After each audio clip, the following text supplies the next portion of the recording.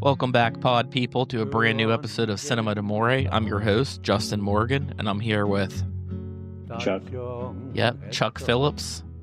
He's here. It's always us. It's just the two of us. And this is Cinema d'Amore, and we are talking about Decision to Leave by Park Chan-wook. Can you guess why I picked this movie? We always connect to them. So can you figure out how I connected this to The City of Violence? I mean, is it because they work together, directors? Sure, but no, I just picked a movie that was South Korean. That was pretty much it. It was one of the movies that I've enjoyed and wanted to jump back into. And I think you said that when did you just first watch this now? Yeah, this was the first time watching it. Okay, I'm just gonna say I think I got this for you for like Christmas or something like 2 years ago. But now I think you gave it to me for my birthday. Your birthday. Now I forced you into watching it. Yeah. What were you expecting going into this movie? I mean, I'll say I wasn't expecting anything because I think this, I don't know, this was like, I didn't know anything about this movie. Like, I remembered, I knew he made it and it came out, but like, I did not know anything about the plot of it. Other than like, I think I knew it was like a mystery. So I didn't have any clue at all what the plot was going into it. And you've seen, I believe, almost all of his other films?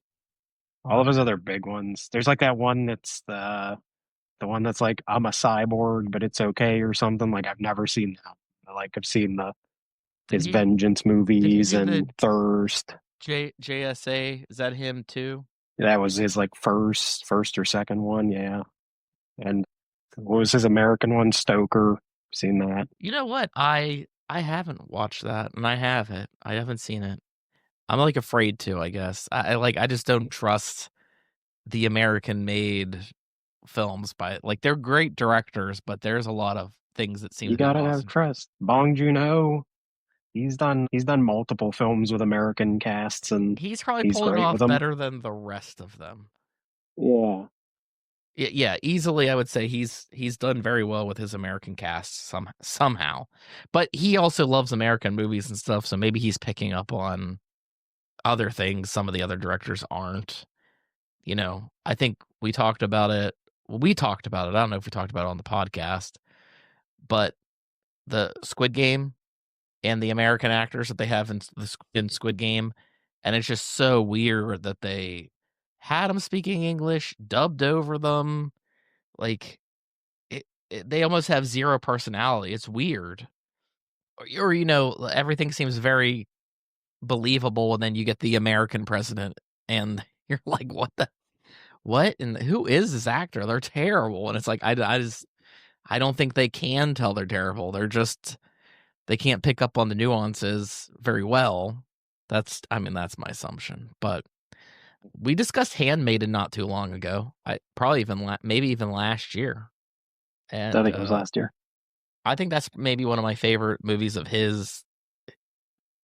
Maybe period. I don't know. I do enjoy this movie, but it is very different. It's very different from his other movies. It seems more restrained. Like I restrained is like the exact opposite of what I would have said. It's so crazy. His editing and like it's all over the place. I enjoy it, but I wouldn't use the word restrained at all. Like there's such crazy choices. Like the way he films people having conversations on the phone. And the woman has the phone up to her head, and the guy's just in the room with her, but he's not actually in the room. He's on the phone, but they shoot the scene so that instead of just having his voice be over the phone, he's literally just standing in the room with her like that. And the transitions that he uses in this movie are all and the audio in that scene too. Absolutely crazy. The audio of her who were in her room, she has like a phone voice, and he sounds completely normal. Yeah. Yeah. I think I mean I know what you mean. I think when you mean like restrained, it's like the least like there's not any super crazy gory kills like in the Vengeance movies. There's not like a ton of action. at all. It's very much like drama, but like I feel like he makes up for it by like the choices of the cinematography and the editing are insane in this movie, and but I enjoyed them all. One of the earliest things in the movie I love is so they're investigating a guy that is on the bottom of a mountain. He fell off, and they're trying to figure out what's going on. And I love when it just immediately cuts to like, well, we're gonna have to see what's at the top of the crime scene. And instead of just cutting to them being at the top of the mountain, it's just this cut of the one guy climbing and the other guy's just strapped to his back. Yeah, It's such a comically funny, and they're like, "Why on earth are we doing this? I thought we were gonna go the other way around." And he's like, "No, we have to take the direct path." we're detectives. We have to see the path he took or something like Yeah, that. we have to like retrace his steps or something, and it's so funny and it's so ridiculous. Yeah, this movie was up for like a was it not nominated? No, it didn't get nominated. It was weird to me because I thought maybe it did very well at Cannes or something, but it never got nominated for an Academy Award. And I feel like everybody was like, "What the hell are you talking about?" Like this is one of the better movies that we've seen this year, and you thought that it would, be there for sure. But yeah, I mean, I guess I would say that this movie probably mirrors more like, or well, I wouldn't even say. Well, I guess it does mirror. I'm thinking of Vertigo.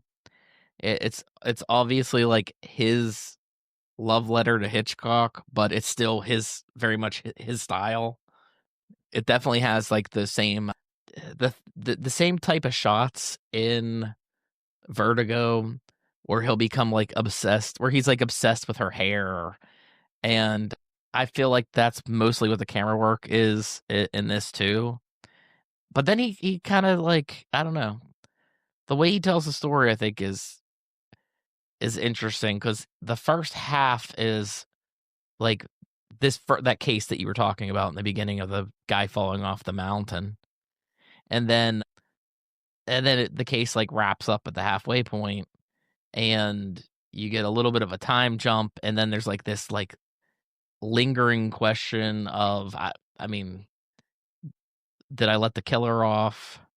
But I very much feel like we all know that this person probably did kill the guy. Like, how did you feel? Did you think that?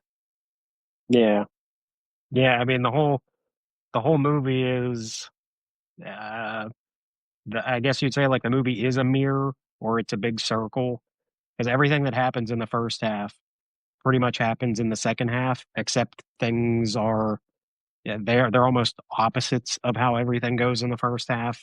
The first half, they're investigating this woman, and at first, he seems to be the only person that's like, "Oh, she didn't do it. She wouldn't do something like that." And his partner's constantly like, "You got to investigate her. Like, she definitely killed this person." And in the second half, he's the opposite. He's like, "I know for a fact she killed this guy." And his new partner in this like rural town's like, "Why are you so obsessed? Like, just get off of it already. We solved the case. That other guy admitted to it." And it's like everything mirrors itself perfectly from the first half to the second half, and it's driving him insane that he did everything in the first half of the movie that resulted in him failing this case, and then in the second half he's trying so desperately to like correct it or make up for the fact that he failed at that first case, but everyone around him is telling him the exact opposite. They're like, "No, you're crazy. Stop obsessing over this." Yeah, it's like i- when he's investigating and they investigate the spouse, he falls for the spouse, and she doesn't necessarily seem to be like overtly trying to seduce him in at least the beginning of the movie. And but yeah, it gets brought up in the plot as his partner keeps bringing up. He has great partners in the first half and the second half. Like they're both completely different, but excellent in their own ways. The first partner is like way over the top. I mean, there's that scene where he gets like fucking stabbed by the guy, and they have a foot chase that is great where it's like a very realistic foot chase where they're running up a hill, so they're tired as shit and they're not moving that fast. But going to what you were saying about the first half mirroring the second half, obviously there was very much a mirror motif. Like there were so many shots that were just in reflections, or that really cool shot I thought when they're doing the interrogation. Well, his interrogations were really just like a dates. That's like how they were shot. But where you saw the reflectiveness of the two-way mirror, is that what it would be? Two-way mirror. And they would focus, like the focus would change where if it was focusing on one person in the foreground, it would focus on the opposite person in the background, and they would keep pulling focus. I think it was a computer effect, but it still is pretty cool. I mean, there's a lot of shots where they clearly erased the camera. Yeah, yeah, I'm sure. Yeah, there's other like opposites too of like the in the first half he buys them sushi for lunch, and then in the second half that guy brings in their lunch and opens it up, and it's just a corn dog. It's like it's just like such opposites. It's like, oh, I thought we had a better relationship than that. Yeah, even that his first partner that's like, "God damn it, we can afford that? That's the nice, Yeah. expensive sushi place." Yeah, after you heard him say like when they're on like a stakeout or something, he's like, I'm gonna go get food, and the guy's like, okay, well, nothing expensive. I do wonder too, like, how did you interpret we saw a lot of shots that were clearly through the eyes of the dead or the deceased. Like, that was you kinda had, like, a blurry image that was supposed to be through the eyes of the dead. But then, like, towards the end, he keeps doing his eye drops a lot, and they keep showing his vision, like, teary-eyed vision that's, like, exactly the same as the dead people, so I mean, he's dying on the inside. yeah, I He couldn't can't. agree more that. He has insomnia. That's it. That's another. That's just the whole thing in the movie is insomnia. I do love the the doctor that when he moves to the rural town and Mhm. that doctor tries to give him some stuff and he's like sunbathe for 30 minutes in the morning and his wife's like this is the foggiest town in Japan, like there's no sun ever, like how long have you been a doctor here? And he's like Korea. yeah, Korea, yeah, sorry. No, it's And he's like okay. how long have you been a doctor here? And then he's like I meant do a foot soak in the evening before you go to sleep. Yeah, that'll be the right diagnosis. Yeah, that whole, like, I don't know how they keep bringing it up, but, like, you watch the wife fall out of love with him from beginning to end, and she's all about, like, "We gotta make this work, we gotta make this relationship work. I know how much you like your violent crime scenes," and then, like you said, the mirror in the second half is like, "Oh, lucky you, it's a murder scene, I bet you're fucking excited about that. The first murder in this rural town." But yeah, like, even I don't know, like, some of the detective work in it, I think, is maybe meant to be serious, but kinda funny, like, when I mean, he some of it's just dumb luck. well, when he figures out like, where she swapped phones with the woman that she's Yeah. taking care of. I love that scene where he's just like, yeah, he's like, Granny, you have too many apps open on your phone, and he's like swiping through them all. There's just a step app and it has zeros for every day, and then randomly has like 138 steps, and it's like, It's like flights of did you stairs go or anywhere something, that yeah. day? Yeah, did you go somewhere that day? And she's like, I what are you talking about? I can't leave this bed. I can't go anywhere. And he's like, oh well, that's interesting. And then yeah, just realizes like how because they're like she has an airtight alibi. Granny said she was there all day, and like he finds out how easy it is. He's like, "What if I told you that she was here today?" And she's like, "Then I'd say it's Monday." It's like there you go. Like the alibi is useless. Yeah, and then he does, like, his whole, like, "Could she have pulled it off?" thing, and he's, like, walking in her footsteps. And when he gets up there and he's, like, all fucking exhausted and he looks at his flights, and it's, like, exactly Of it's exactly 138, like, he's like, "Son of yeah, a bitch." and it's great too because he's following along the guy that's the husband that dies in the beginning does like travel videos on YouTube where he does this rock climbing and he did a video that same day. So he's listening to the guy like narrating doing the rock climbing. He's like, "Oh, this is a real tough part," and then you see him like really struggling to get up the mountain.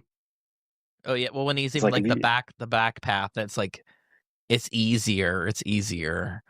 And yeah, there's also that like line where like he touched the wife's hands and they're rough, and it was just like I forget how she describes it as like something from when she was in China, like just working hard or not moistening the hands, and our detective's all about moisture and and good skincare and stuff. And then he has that revelation that he's like, holy shit, it's like she was rock climbing. That's why her hands were rough and callous. But yeah, I mean, I think that does a good job of trying to make scenes seem very intimate that are just conversations, or like that scene where she gets away with murder more or less, and our main character, the detective, goes and lives at this like what was it called? Like it's like a coastal town, like a fishing town or something like yeah. that. Because And his wife works there at the nuclear power plant. of course, yeah, she's Homer Simpson of Just such a specific thing. Like, yeah, she works at the nuclear power plant. and we get a little snippet of where this girl, I don't know how much time's passed. I don't know if it's I like think it's at 13 months. year, yeah.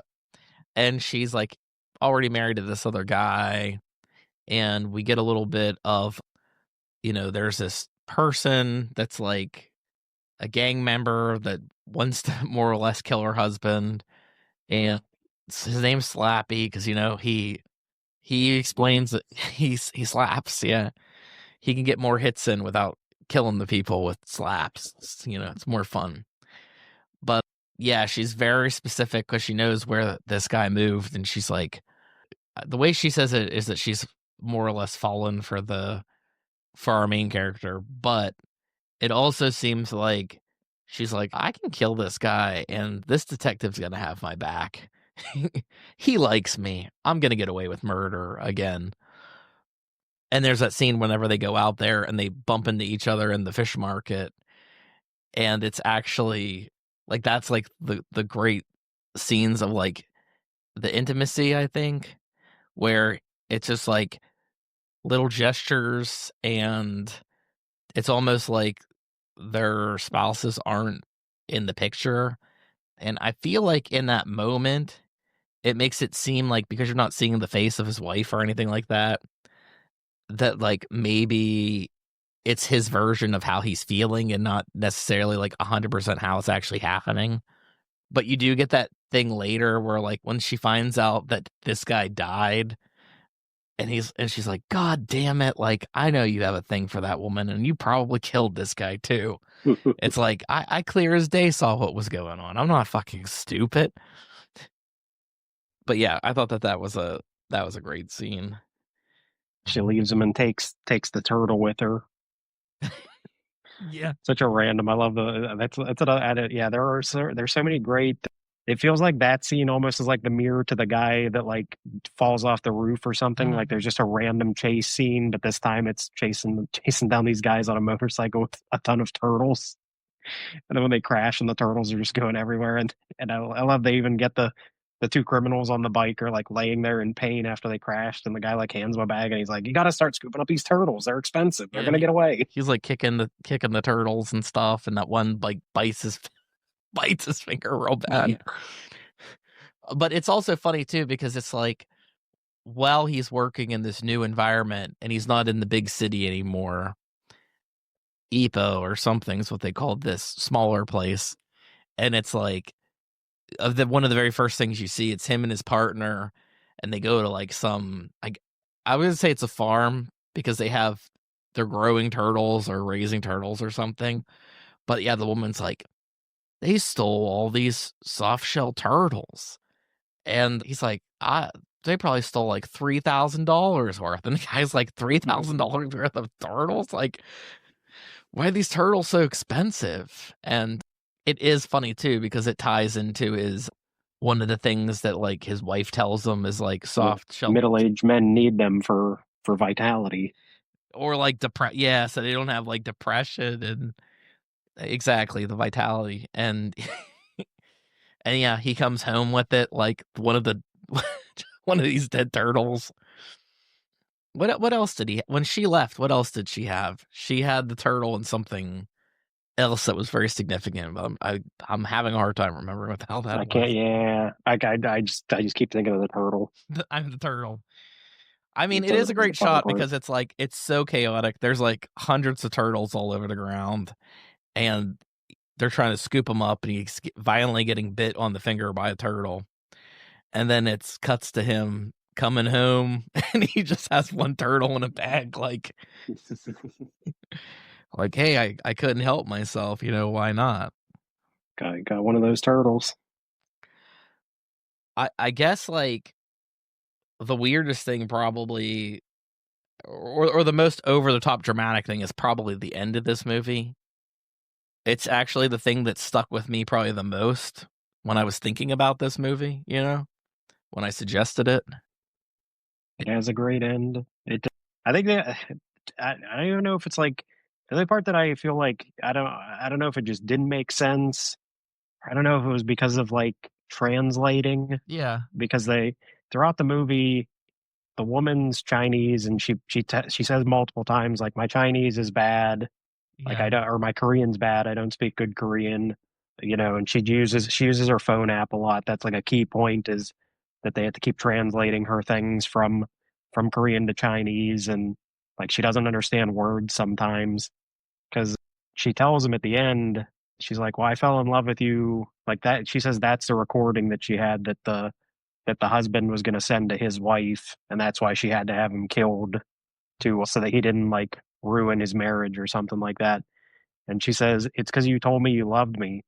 And the guy's like, "I don't remember that at all. Like, what are you talking about?" And they replay that scene multiple times, and they really focus on the part where he says, "You need to throw that phone away that has the evidence on it."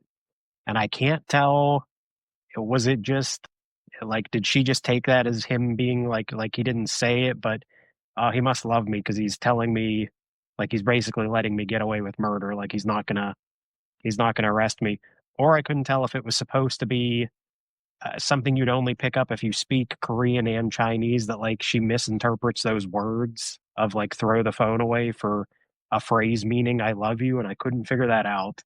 And I was like, you could take it either way and it works for how the movie wants to present it. yeah. But I couldn't figure out if that's how it's supposed to be taken. Is it supposed to be that she misinterprets because she doesn't speak Korean well enough? Or is it that or that she just misinterprets it because she takes that as him saying, basically like, "Oh, I love you," like, because I'll let you get away with murder. I guess either work. It's I either works, but I can't tell.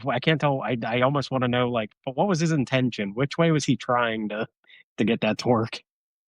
I mean, my initial thought was not that she misinterpreted what he said, but the fact that he was like destroy this evidence was him more or less saying I love you. But the actual interpretation makes sense. But I feel like he makes a comment to her about how good her Korean is. So I've wondered if she's playing dumb with him because she's obviously clearly a very smart person and she's been in Korea for it sounds like a decade if not more.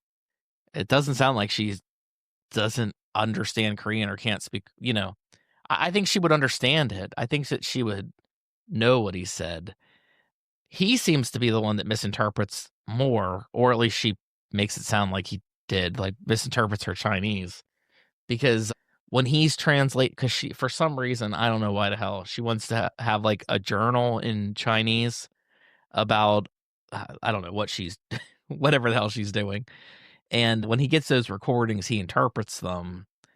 And the one when she's talking to like the cat or whatever, she's saying something about wanting his head. And she tells him, like, when they're talking towards the end, like on the cliffside, where they'll almost make you think that she's going to push him off. But as you said, it's like an alternate reality where like she doesn't push the person off the cliffside this time. But she says, "I didn't say your head. I said your heart." And just the way that she says that, I don't know if I believe her. I don't You know if can't, she's like, she's hard to believe at all. I mean, everything she says, even when she tells him that the mother, she says her mother wanted to die when she says she, like, gave her fentanyl, mhm, and she says the same thing about, Slappy's mother that she killed with the rest of them. She said she had 4 left, but both of those things are just her word that it's like, she said she was happy that I did it, and it's like, well, but you don't have any other person's statement to say that those are true or not. Like, she could have been lying on both counts that she killed the both of the mother and the other mother, and just because she knew it would work out for her. yeah, and like he's attracted to her. I would assume it's because he finds her like pretty, but she doesn't seem like like if this is something like Vertigo, then it's noir in its DNA, and she would more or less, well, she's the femme fatale for sure. But I think like classic film noir, when you have the femme fatales, they're always trying to seduce these detectives, and it doesn't seem like she's going out of her way to do that. At least in the first half, that's like there's like a clear divide. And she does say at the end, which again, you can't trust a word she says. She says that she basically had no interest in him until he stopped being interested in her. I think that's like Yeah, how she phrased it. And then yeah, they probably would have been good together. But yeah, she kept being like, "Why can't I find a nice guy like you?" And he's like, "Bitch, you ruined my my perfect track record of all my detective work." So like the very very ending, whenever we find out that they have a tracking device on her phone. It was put on her phone, and she more or less, like, their last conversation together was like, "I loved you, you don't love me," and, she takes off, and he's continuously listening to this clip of when he supposedly said that he loved her, and like you said, it's about the phone, and it's about throwing the phone into the ocean where it can never be found by anybody. It'll be lost forever, and she's crazy, basically decides to kind of do that to herself. So, like, I'm interested in, like, how you interpret that suicide, I guess. Is she, like, punishing do you think she's punishing herself, or you think she's trying to punish him by disappearing? I don't know. Yeah, I think it's more. I think at that point she knows that she's become just as obsessed as he is, and that it's probably not going to end well for either of them if they, like, why it's almost like one of them has to go because he's the one obsessed in the first half. She becomes obsessed with him in the second half, and obviously follows him to this new town, and it's just led to her killing more people. But seemingly, I guess, like, she might not have killed those people had she not gotten more involved in this, and then felt like she had to do it. And yeah, I think it's just the thought of, like, if they keep going on anymore, it's just going to lead to more death. Yeah, or, like, his integrity will go away. Like, she'll kill again, and he'll have to, like, more or less be an accomplice, you know? Yeah, he'll keep getting more and more involved in her murders. But yeah, like, as he's trying to track her down, and he goes to this beach, and like you said, the editing is like he's right on her trail, but he makes a few wrong choices, and she buries herself in the sand on a beach as high tide's coming in. Her timing is impeccable. Like, she really had the best timing to do this. And And she's planned this out. yeah, and very dramatic in like film sense. Like he just misses her, and it kind of does have that level of Hitchcock where like he is when he's like literally standing on top of her, but doesn't know it, and he's just like, where did you go? Like where the hell have you went? And clearly, it seems like there's kind of like a weird, well, for me at least, it is like a weird satisfaction. I think that each character is getting because she's getting. I mean, though she's dead, she's getting him obsessed with her in kind of a different way, but like he's never going to let this down because he's never going to be able to solve this crime or this disappearance. And it's kind of like fulfilling for him in a way that like until the day that he dies he's always going to be out there searching and trying to find her, where like he's like looking around in the ocean and second guessing himself. But it's brought up earlier in the movie where you're at like his apartment in the city or whatever he has, and he's got his board up of like the murders that he hasn't been able to solve. And her character is she's always trying to like help him, or so she says. And I kind of feel like she kind of is in a way, but she's still manipulating him because like when they solve that, he solves that case with the guy that ends up, killing himself and jumping off the roof.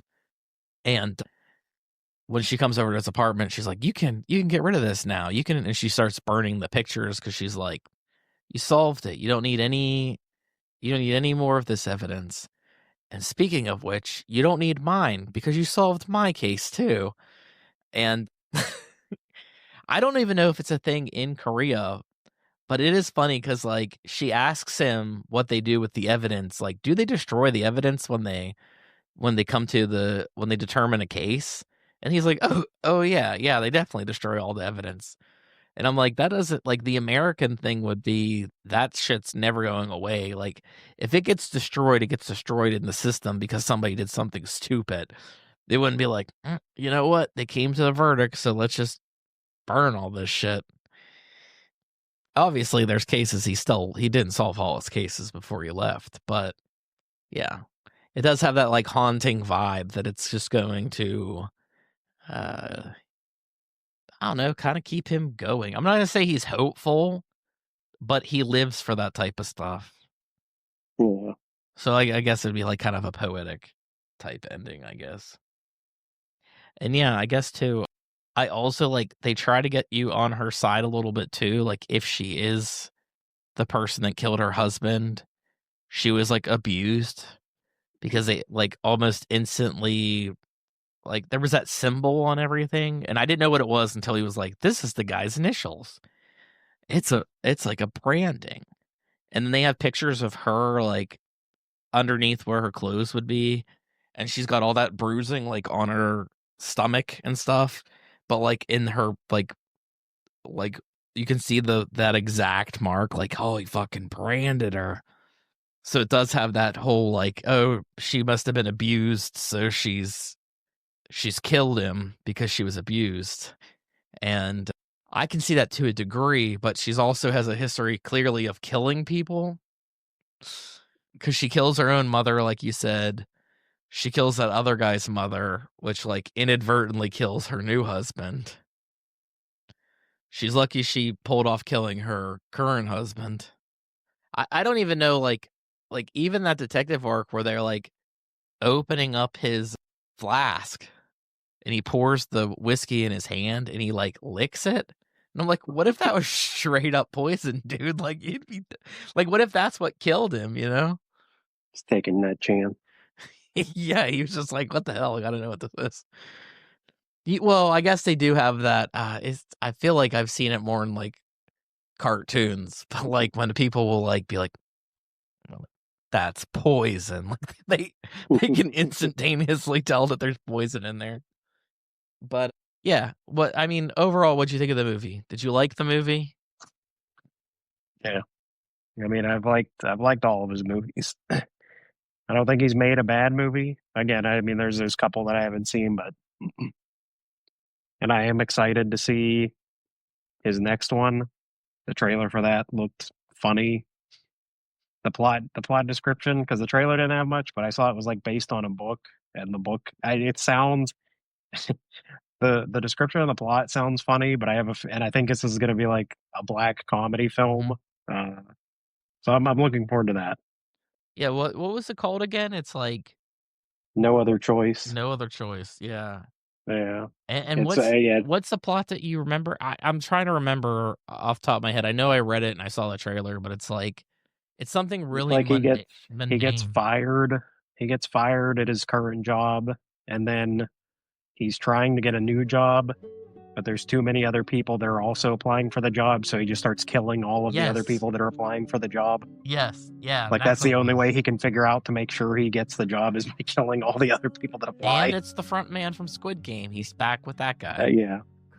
Yeah, I don't know if I recognized this lead actor. I don't think anybody in this was from, like, nobody in this movie was from all, like, he usually works with a lot of the same cast, but everyone in this one, like, I didn't recognize. Like, these were all new people that I've never seen in any of his previous films.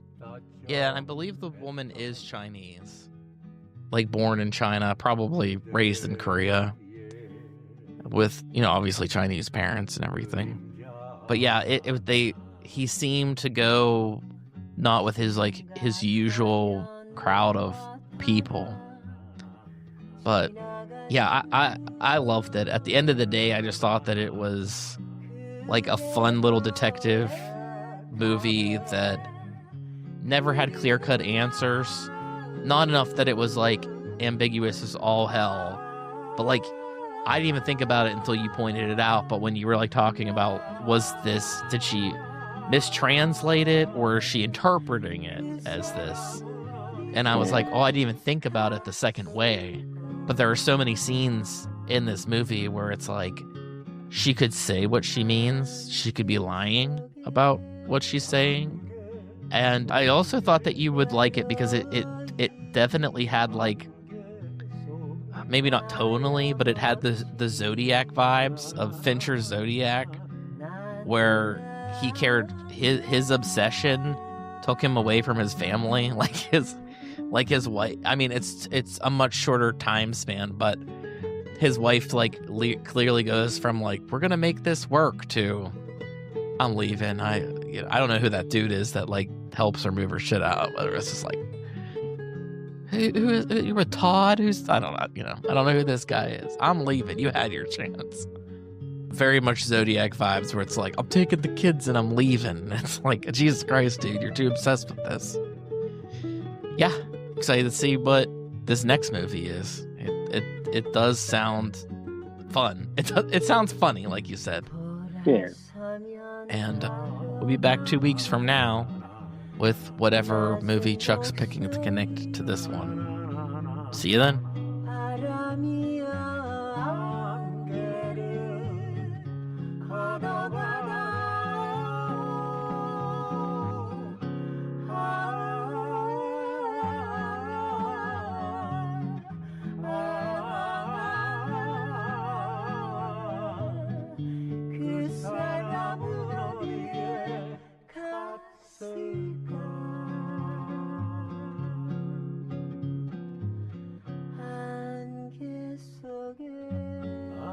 We're Cinema D'Amore. Follow us on Facebook and Twitter to stay up to date with news and information on upcoming episodes. Find us on Apple Podcasts, Google Podcasts, Podbean, Spotify, Amazon Music, Audible, Pandora, Alexa, or iHeartRadio. It would be greatly appreciated if you subscribe to our podcast on your platform of choice. We also appreciate feedback, so rate us, review us, and let us know what you think.